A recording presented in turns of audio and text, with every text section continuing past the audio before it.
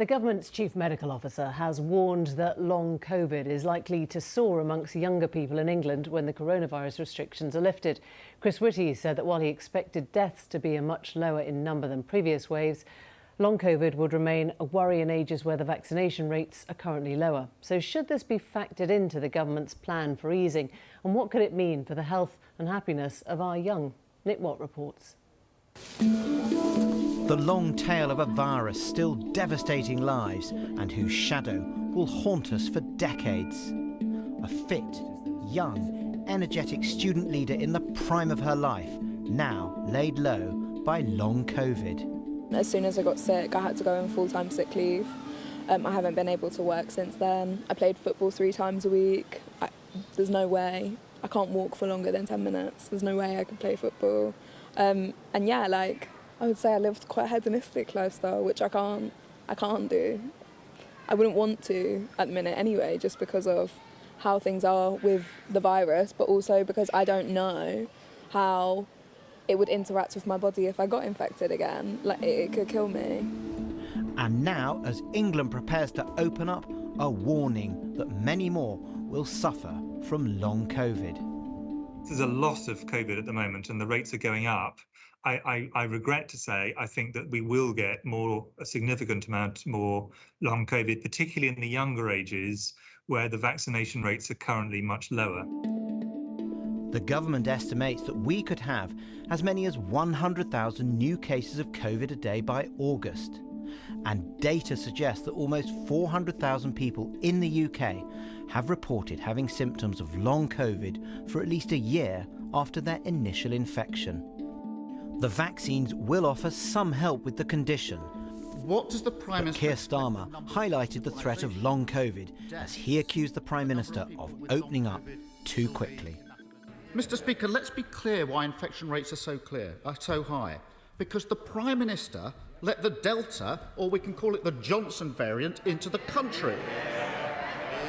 And let's be clear why the number of cases will surge so quickly, because he is taking all protections off in one go. That is reckless. Mr. Speaker, I really think that we need to hear from what the Honourable Gentleman, what he actually supports.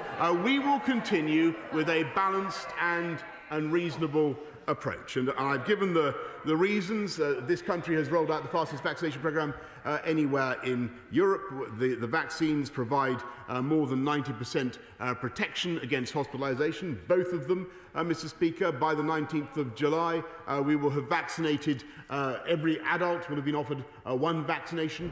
A key moment beckons and hostilities have resumed. On the Conservative benches, there's strong support for Boris Johnson amongst the outspoken lockdown sceptics. Elsewhere, there are some nerves. One Conservative MP who's been on the cautious side said they were surprised at the planned lifting of the legal requirement to wear a face covering. And a lockdown rebel, well, they also raised an eyebrow on masks and wondered whether the country was ready for such a full-scale scaling back of the restrictions. A global health expert has concerns about the pace of the opening. I just think, at a time when we've got this exponential growth happening, right, 100,000 cases a day is going to be millions of cases over the summer. And at this time, this isn't the time to then be abandoning everything. Now, I understand that the vaccination programme is working and it is having an effect on hospitalisations and death. But that is not zero. And only half the population are currently fully vaccinated. A mood of reflection as England prepares for its biggest step back towards our old life, but uncertainty and jeopardy hang in the air.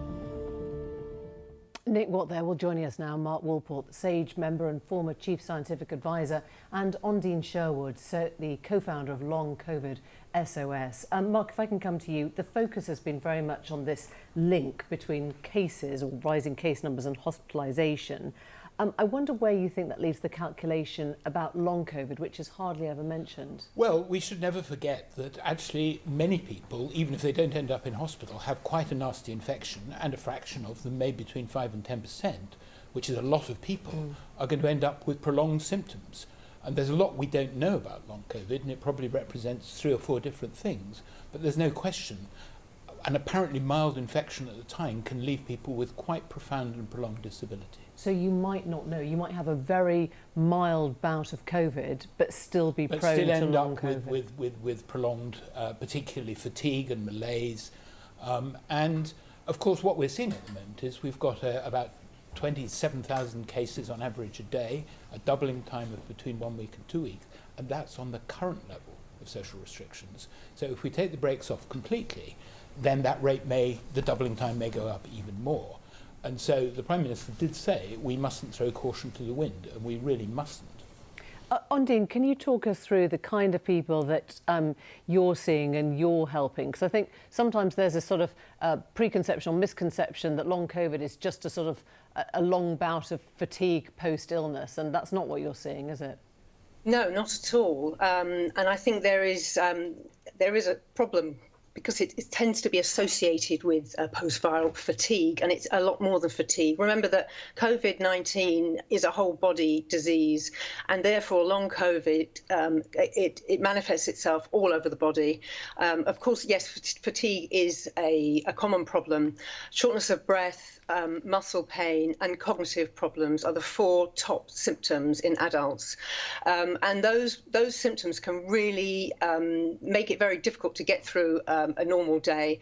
There, as you heard in your interview just before, that young woman can't walk. She can't walk very far. She can't exercise. People's lives have been radically changed, and they just cannot get back to where they were before.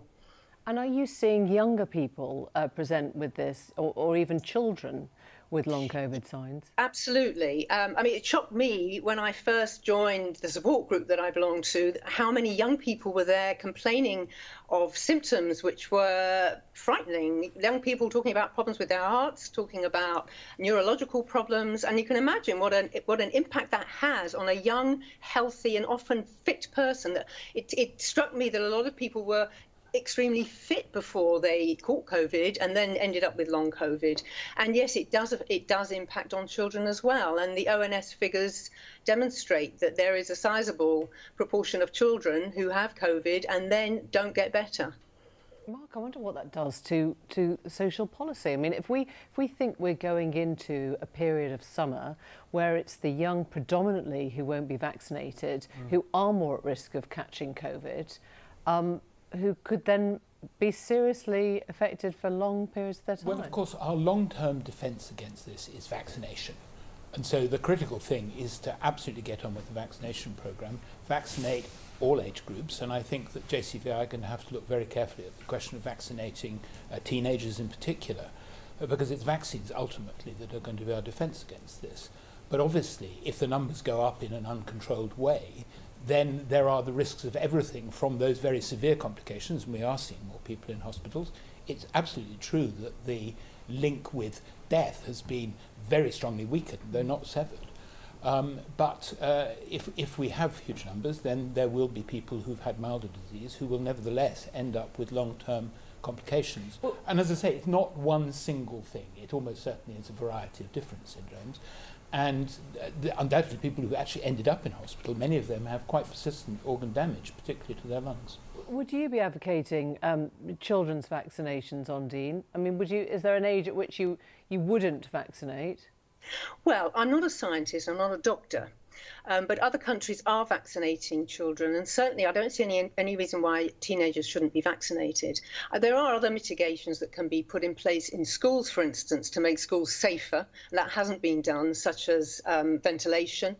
And of course, the idea of removing all mitigating factors it makes no sense. And in fact, mask wearing was not mandated in school quite a while back, and the infection rates in schools have been enormous. So something has to be done to protect the children and the adults, the unvaccinated adults. And can I just make another point? And that is that we know that even people with 2 doses can get mild disease and are getting mild disease. And unfortunately, we do not yet have enough data to say for sure that the rates of long COVID are reduced in people who had 2 vaccinations. Mark, on the question of vaccination, the rate has slowed down noticeably in recent weeks, which perhaps hasn't been explored or talked about as much as it could have been. We used to be one of the fastest nations at the beginning, and I think our rate is now fallen. Other nations are catching up, They're although we catching- are well ahead of most countries. But I mean, in a sense, the race is not with other countries, it's to get as many people vaccinated as we possibly can. So why has that slowed now? Is it because more people are isolating? Is it to do with... I mean, do you think I we've really just know hit the our answer. peak? I mean, some of it may be supplies, but I think it's obviously once the easy people to get to, there are people get slightly harder to get to, but I mean, there is very good uptake amongst younger generations. We're seeing when there are these one-off occasions that people can turn up, lots of people are turning up. So it is actually vital, and actually by delaying the easing of restrictions by about a month, about another 4 million doses have been given. So I mean, there's lots of vaccine going in. It was worth doing. Okay. Thank you both very much. Thank you.